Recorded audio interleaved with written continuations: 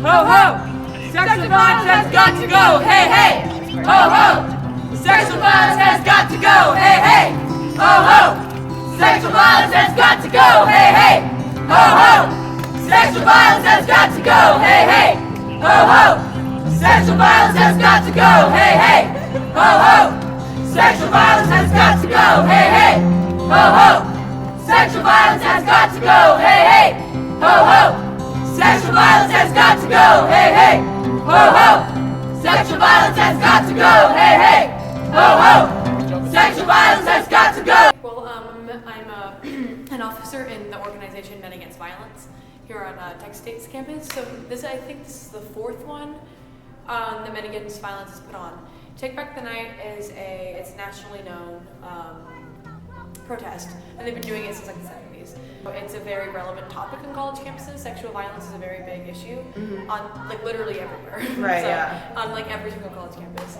So that's why Men Against Violence specifically, we decided to put it on because we're like a peer education organization on campus. So like we're advocates for things like sexual violence and racism and gender socialization and things like that. So like that's kind of like our beat. That's like our interest. So April is Sexual Assault Awareness Month. Take Back the Night is the largest worldwide protest against sexual assault. And this is a tool to fight the stigma that we're all trying to address here. And we live in a climate that doesn't often want to talk about that. A lot of our social circles, our peers, our colleagues, our professors, other people on campus don't want to talk about it. And also to realize that it's most often the most underreported crime, right? People who choose to perpetrate sexual assault are those responsible for their actions. We're also here to celebrate the steps we make as we make change in our world, right? We're making difference today through speaking up and through making a difference in conversation with those around us. We're here today to experience the freedom of what it is like to walk at night and be free and be yourself without having to worry about your safety or anything along those lines. We're here today to remind each other that as individuals, we have the power. We have the power to speak up and make a difference for those around us. What's important to me is because, well, I guess Take Back the Night, it's about ending sexual violence on college campuses. That's like why we did it, is to end sexual violence on college campuses.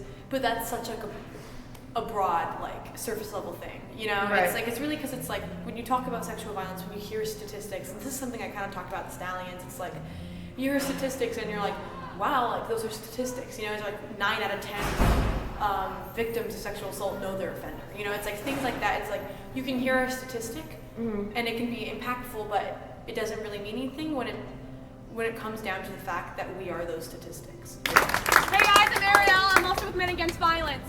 So I could talk to you guys about statistics. We could talk about it all day. But the fact of the matter is that talking about statistics is not going to end the problem. Statistics are not just a number. They are us.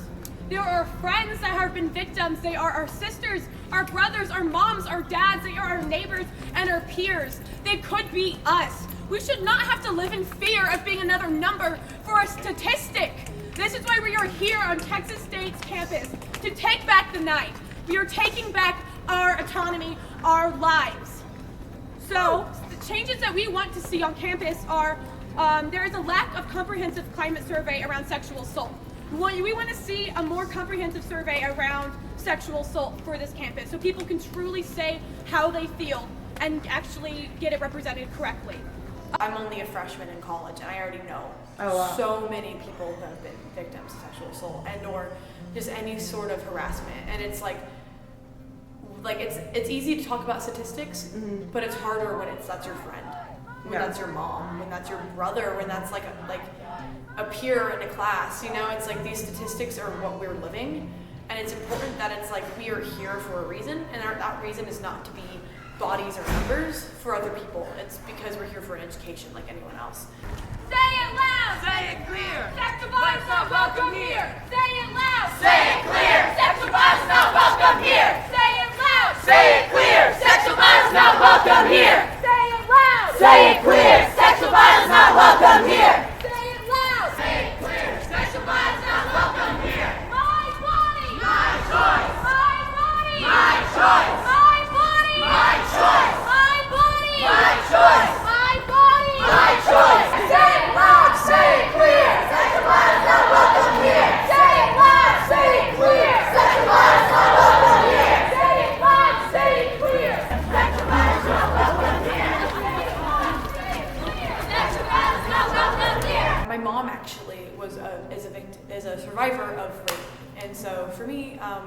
up, you know, that's something that's like very, like, you know, like something that we always keep in mind. I grew up watching like Law and Order SVU and things like that. Like my grandpa's a cop, so it's like things where it's like I grew up just like with this vernacular around it, like just having conversations about it, kind of. I think a biggest thing we can ever do for any amount of change is have a conversation, and that's the biggest thing when it comes, around sexual violence, is that people don't want to have that conversation. It makes people uncomfortable, you know, like no one wants to hear about unwanted things. No one wants to talk about like sex in general. So and especially when it's forced upon, it's like, oh, you know, like no one wants to hear about it.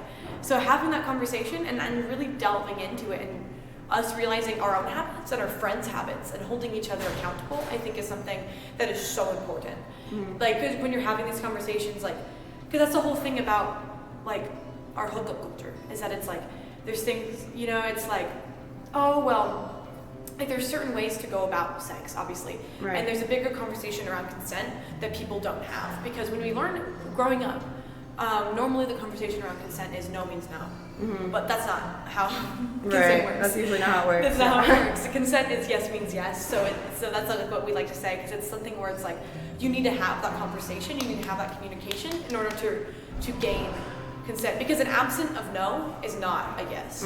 It's pretty easy to think, hey, well, she says no, so I'm just gonna stop, or like, oh well, like.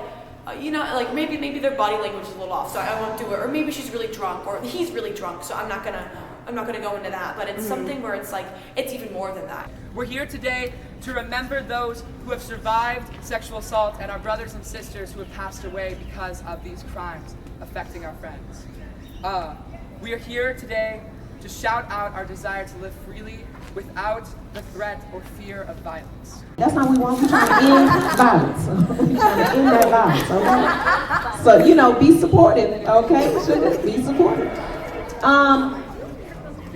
Today is Monday. We hate Mondays. They be like, oh crap, tomorrow's Monday, or looks like someone's got a case of the Mondays. Monday is the first of 5 major obstacles you must overcome before reaching the glorified weekend. People hate Mondays. Like, I know, I'm sure, I don't know about you guys, but like, like graduating high school, I knew people who were survivors. Like, I knew, like, it's just so many people, like, it's heartbreaking when it's like a statistic, I think it's like 1 in 4 women by the end of their college career are gonna be victims or survivors of sexual assault. It's some statistics like that, and it's like, when you think about it, like right now, there's 3 of us, you know, and it's like, that's just one more person.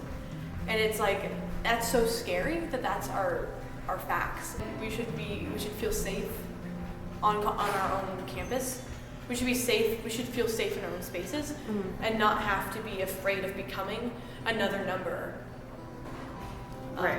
So for me, that's what really is where Take Back the Night is super important for me, just because it's like I know so many people who are victims, not that are survivors. I know so many people that are survivors of these type of traumas.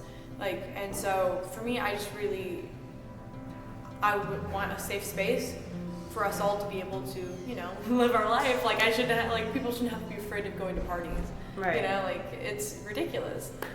So yeah, that's why I personally am involved in Take Back the Night. Take back the day! Take back the night! The people say, Take back